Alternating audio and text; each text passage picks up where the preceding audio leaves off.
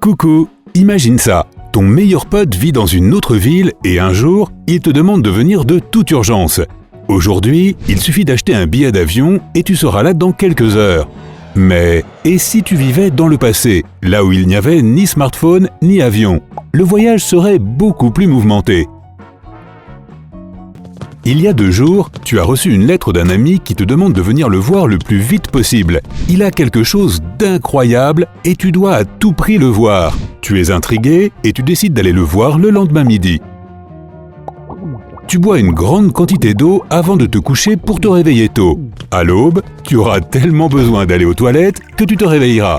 Avant l'invention du réveil, les Amérindiens utilisaient cette méthode. Tu te couches, tout excité par l'événement à venir.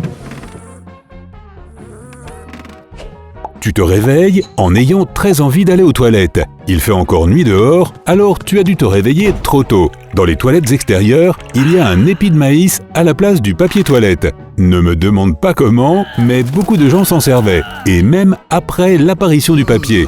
À ton retour, tu décides de dormir un peu plus, tout comme les gens du 21e siècle éteignent leur réveil pour faire une sieste de 10 minutes.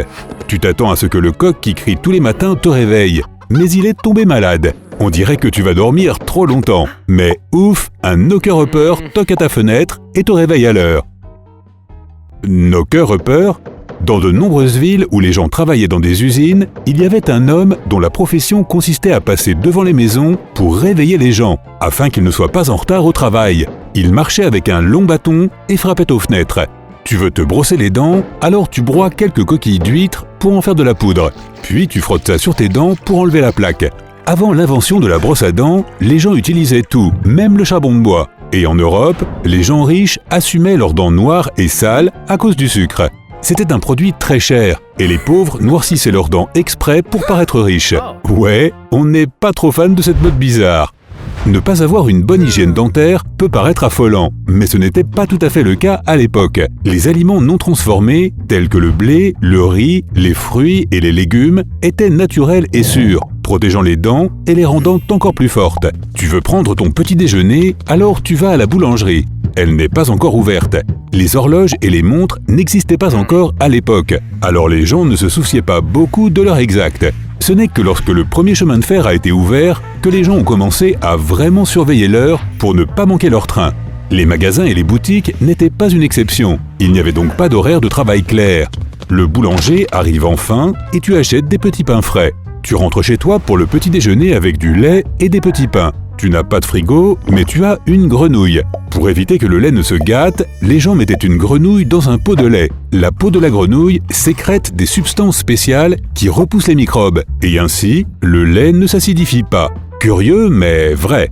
Après le petit-déj, tu te prépares pour le voyage. Ton costume préféré que tu as lavé hier avec de la lessive sur le fleuve est déjà sec.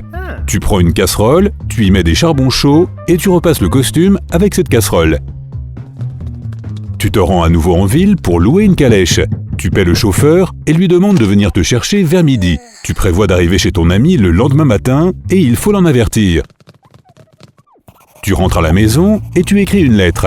Le facteur ne travaille pas aujourd'hui, alors tu décides d'envoyer un pigeon voyageur. Tu attaches la lettre roulée à sa patte et tu le laisses s'envoler. La calèche arrive chez toi. Tu regardes tes ongles, ils sont très longs car cela fait des mois que tu ne les as pas coupés.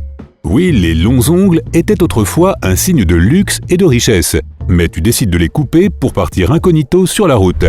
Il n'y avait pas de coupe-ongles dans l'ancien temps, alors les gens utilisaient des couteaux à la place ou même des dents de requin aiguisées. C'était une routine longue et fastidieuse, et personne n'avait envie de se prendre la tête avec ça. Les classes ouvrières ne pensaient pas du tout à leurs ongles, les cassant en cours de travail.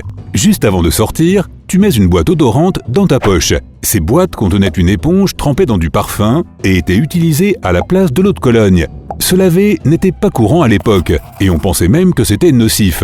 Alors les gens se débarrassaient de leurs odeurs corporelles du mieux qu'ils pouvaient à l'aide de ces boîtes parfumées. Le voyage commence enfin. Le chauffeur dispose d'une carte atlas détaillée au lieu d'un GPS. Tu dois parcourir environ 320 km, ce qui devrait prendre toute la journée et toute la nuit. C'est une bonne idée d'avoir apporté un livre avec toi. Le voyage se passe donc bien, mais soudain, tu arrives à une rivière. Pourtant, la carte montre une route. Elle a été mise à jour il y a plus d'1 an, de sorte que la route a déjà été emportée par la pluie. Il faut faire le tour de la rivière. Des atlas détaillés ont été créés pour faciliter la navigation. Ils montrent toutes les routes, les localités et les auberges. Mais si certains étaient mis à jour tous les mois, d'autres l'étaient seulement une fois par an. Tu arrives dans la ville presque de nuit. Heureusement, ton ami a attendu patiemment aux portes pendant tout ce temps. Et bien sûr, il ne t'en voulait pas le moins du monde. Une demi-journée d'attente n'était qu'une broutille dans un monde où le temps n'était pas encore si important. Tu as hâte de savoir pourquoi tu es ici. Ton ami te promet de te montrer quelque chose dès que tu arriveras chez lui où toute sa famille est réunie. Tout le monde porte de belles tenues et tu sors ton costume de la valise. Ton ami t'invite dans le jardin, il met tout le monde en rang, tu ne comprends pas ce qui se passe, mais tu fais ce qu'il dit.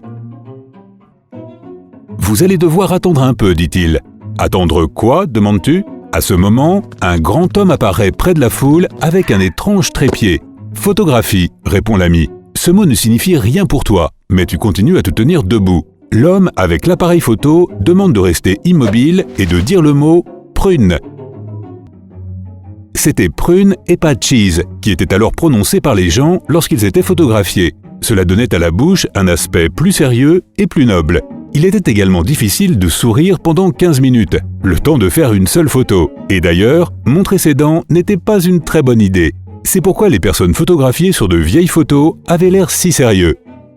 Après la photographie, tu ne veux pas croire ce qui vient de se passer. La vie est capturée sur une image tangible. Tu trouves cette technologie absolument incroyable et tu te dis que tout va changer dans un avenir proche. Nous vivons une nouvelle ère au 19e siècle. Quelle belle époque pour être en vie! Maintenant, nous retournons au 21e siècle. Tu es enfin arrivé chez ton meilleur ami. « Mec, tu dois voir ça. Regarde ce que j'ai trouvé dans la cave », dit-il en te montrant une super vieille photo de tous ses ancêtres du 19e siècle. On voit un mec dans un étrange costume qui te ressemble beaucoup sur cette photo. Vraiment? Tu es stupéfait. Mec, t'aurais pu la scanner et me l'envoyer par mail? On est au 21e siècle tout de même.